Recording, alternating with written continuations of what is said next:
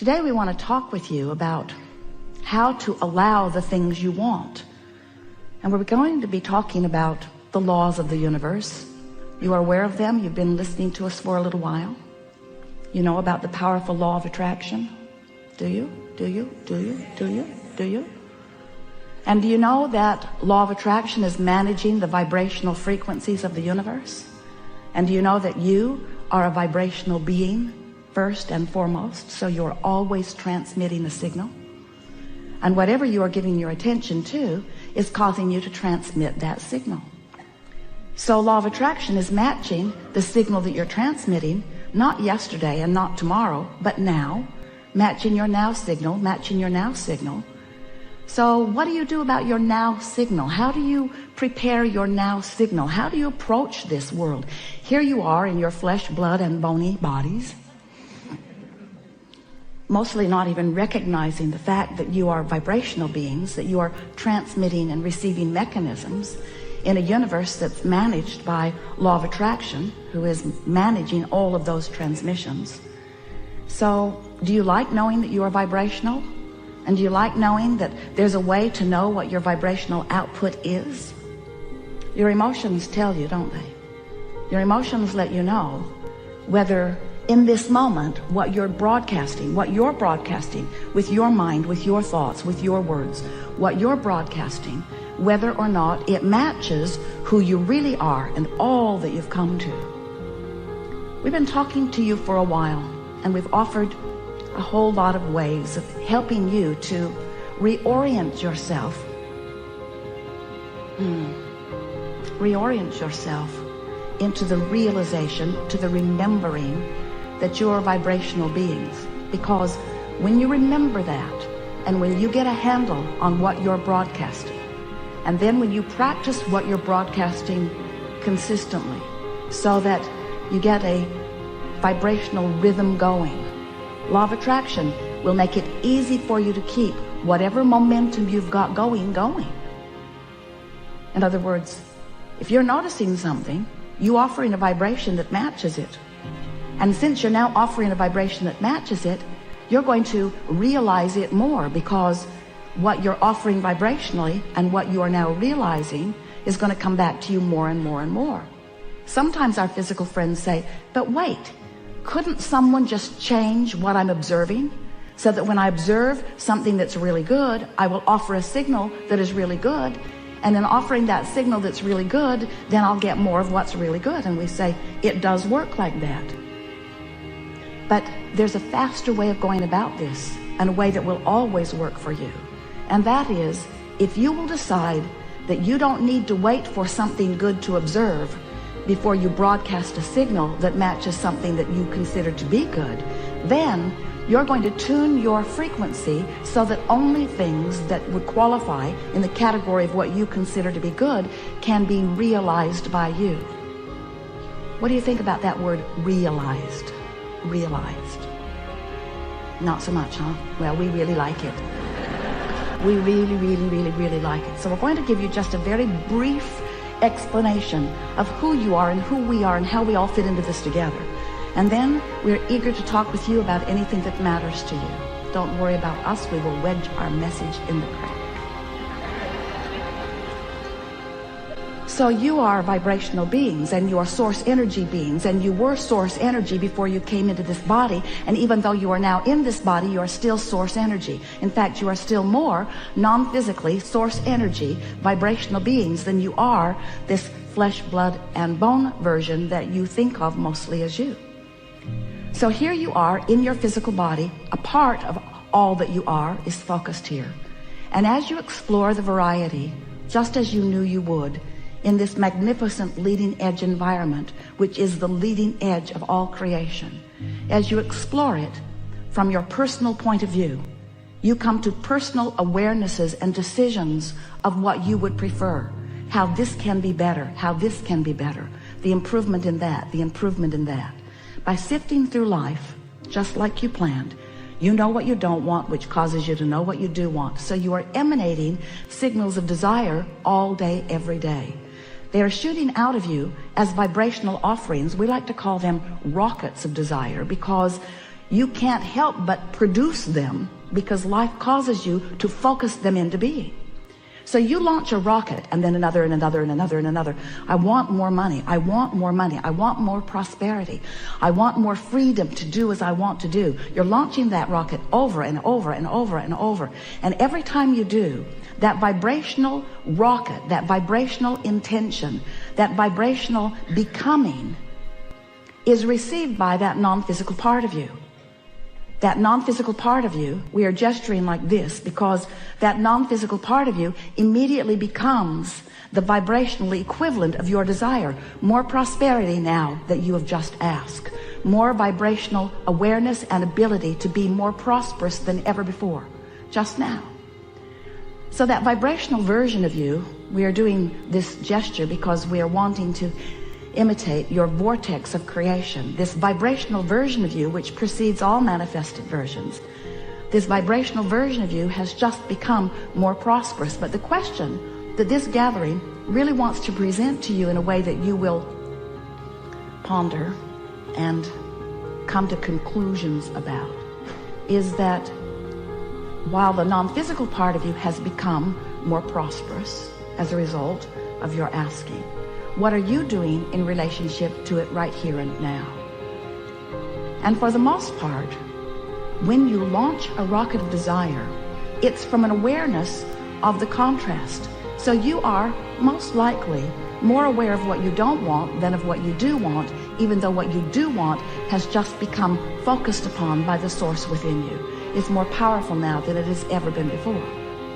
Now you can tell by the way you feel whether your focused thought in this moment matches that one. If it does, you feel elation, you feel excitement, you feel eagerness, you feel vibrationally up to speed with who you have really become. But if you're pensive, if you are fearful, if you are worried, if you are ornery, if you are unhappy, if you are feeling negative emotions, those negative emotions, in fact, all emotions, are your indicator of how matched you are to who you really are or how mismatched. Whether you are allowing your connection, allowing yourself to be the realizer of what you're asking for, or whether you're on some frequency that is preventing your full view of it. Because it's not that someone else is ever withholding anything from you, but you may very well be vibrationally mismatched so that you are not seeing, hearing, smelling, tasting, touching. You're missing the clues because you're vibrationally out of whack with what you set into motion, with what you asked for, you see. So we've been calling this gathering for a while the art of allowing, and it really is an art that you will nurture. It's the art of getting up to speed with who I just became. Life just caused me to become more. But if life has just caused me to become more and I'm beating the drum of my justification of why I need that or want that, I want that because I want it because I don't have it. We're beating the drum. I want that because I don't have it. I want that because I think I should have it. That person has it and that person has it and that person has it and that person has it. Why don't I have it? And in that question of what's missing, you are fostering, encouraging, continuing to practice a vibrational frequency that prevents you from realizing what you are asking for. So in order to make this really clear for you, in order to make this so that you can really understand how it works, because we know in your ability to translate vibration, you are so good at it. You are seeing and you are hearing and you are smelling and you are tasting and you are touching. You are so good at translating vibration, you don't even know that you are doing it. You're so good at translating the vibration of this universe into something that you can realize that you don't recognize that you are doing that.